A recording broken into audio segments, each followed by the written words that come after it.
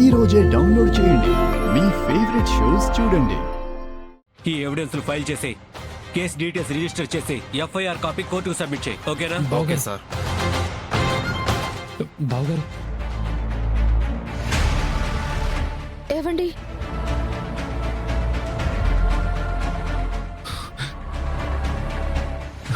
బావగారు శరణ్యకే పాపం తెలియదండి.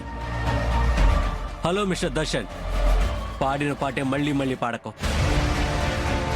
మీ ఆవిడ్ని పూర్తి ఎవిడెన్స్ చూపించి అరెస్ట్ చేశాను. అంతకు మించి ఈ మర్డర్ చేశారని కూడా తనకి తానే ఒప్పుకుంది.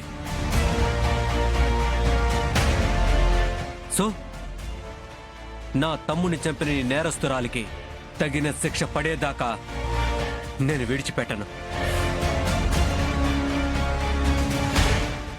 అది కాదు బావగారు. బావగారు బావగారండి, బావగారు, నీ భార్య నా తమ్ముడు ప్రాణం తీసింది. అటువంటి మీ కుటుంబంతో నాకు ఏ సంబంధం లేదు. Get lost from here.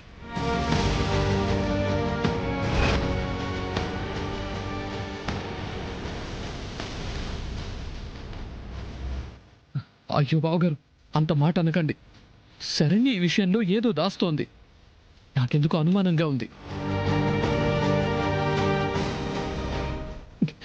Saranya, నిజం చెప్పు శరణ్య, నువ్వు ఈ నేరం చేయలేదు కదూ? చెప్పు శరణ్య, చెప్పు శరణ్య. ఏమండి,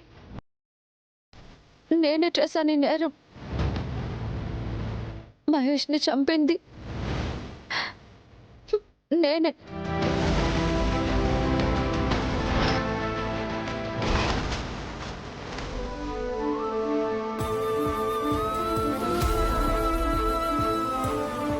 శరణ్య, ఎందుకు అబద్ధం చెప్తున్నావు?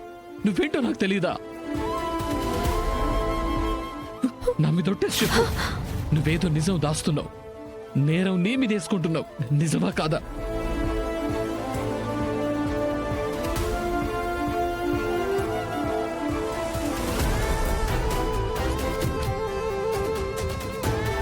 చెప్పు శరణ్య, అవునా కాదా? లేదండి. శరణ్య,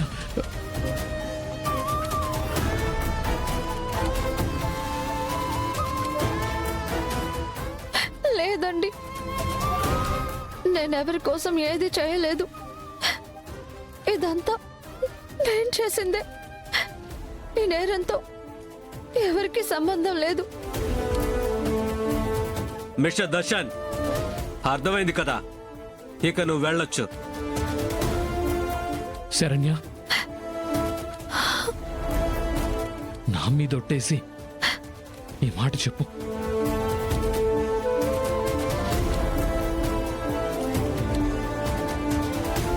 హలో, తను చెప్పాల్సింది చెప్పింది కదా. ఒట్టు వేసినా వేయకపోయినా నిజం అదే.